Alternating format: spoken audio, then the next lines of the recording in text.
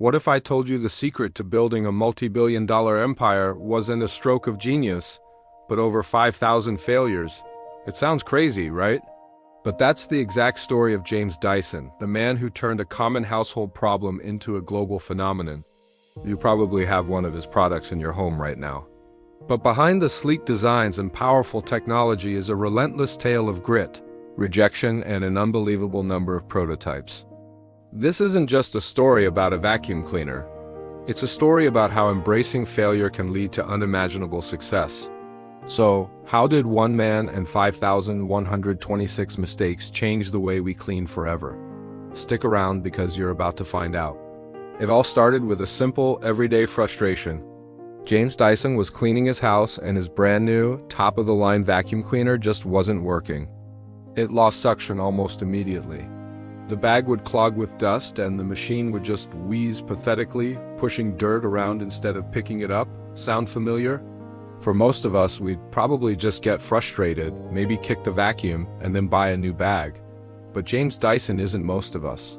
He looked at that failing machine and didn't just see a problem. He saw an opportunity. He decided to take it apart. What he discovered was a fundamental design flaw that had plagued vacuums for nearly a century. The bag system was inherently inefficient. As the bag filled with dust, the pores that allowed air to escape would get blocked. No airflow meant no suction. It was as simple and as frustrating as that. But where could the solution possibly come from? Well, the inspiration came from a place you'd least expect, a local sawmill. Dyson had recently designed and installed an industrial cyclone tower at the mill.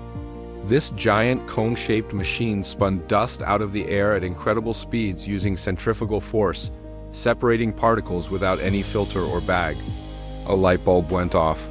What if he could shrink that massive industrial technology and put it inside a household vacuum cleaner?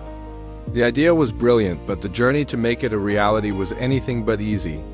Dyson rushed back to his workshop, a converted coach house behind his home, and started building.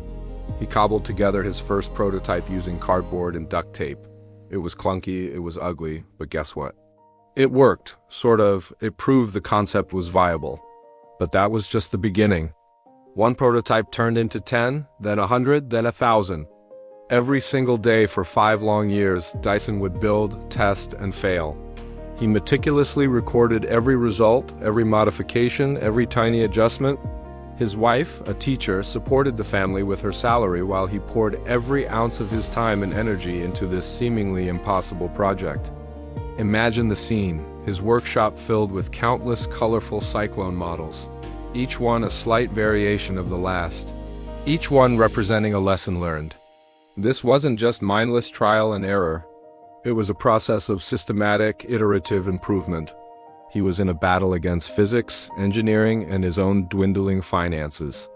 He tested different cone angles, different air speeds, different materials. He was obsessed. Friends and family started to worry. Was he chasing a dream or a delusion? He remortgaged his house. He was deep in debt. The pressure was immense. Most people would have given up after the 10th failure, let alone the 100th. But Dyson kept going. He knew he was onto something. Finally, after 5 years and 5,126 prototypes, he had it. Why would they reject such a game-changing product? The answer was simple and cynical. The vacuum bag market was worth hundreds of millions of dollars a year. Why would they want to sell a machine that didn't need replacement bags? They were more interested in their recurring revenue stream than in providing a better product for their customers. Dyson was crushed. He had poured his life into this invention only to be shut down by corporate greed. He had the best vacuum in the world and nobody wanted it. At this point, many would have thrown in the towel, sold the patent for a small sum, and walked away. But James Dyson's stubbornness was his superpower. If the established players wouldn't build his machine, he would do it himself. With no other options, he decided to launch his vacuum in a market that was known for appreciating new technology, Japan. The sleek, high-tech design of the G-Force was a perfect fit. It became a surprise hit, a status symbol selling for a staggering $2,000 apiece. The success in Japan finally gave Dyson the credibility and, more importantly, the capital he needed to take the next step. It was proof that consumers wanted what he had created. He used the profits from Japan to finally set up his own manufacturing company back in the UK. In 1993, more than a decade after his initial frustration with his old Hoover, Dyson launched his own vacuum, the DC-01, under his own name. This time the market was ready. The DC-01, with its distinctive yellow and gray design and transparent dustbin, became the best-selling vacuum cleaner in the UK in just 18 months. People were fascinated. They could actually see the machine working, see the dust and dirt it was pulling from their carpets. It completely disrupted the industry. The very companies that had rejected him were now scrambling to catch up. Dyson had gone from a lone inventor tinkering in a shed to a major player, all because he refused to take no for an answer. Today, Dyson is a global technology powerhouse. They don't just make vacuums. They've applied their core philosophy of solving everyday problems through radical engineering to hair dryers, air purifiers, and hand dryers. The supersonic hair dryer, the Airwrap styler, the bladeless fans, they all started with someone asking, "Is there a better way to do this?" The company invests millions every week in research and development, and it's built on the very culture of trial and error that started in that coach house. They encourage their engineers to experiment, to fail, and to learn from those failures. The number 5126 isn't a symbol of failure at Dyson. It's a badge of honor. It represents persistence, resilience, and the relentless pursuit of perfection. So what's the real takeaway from James Dyson's story?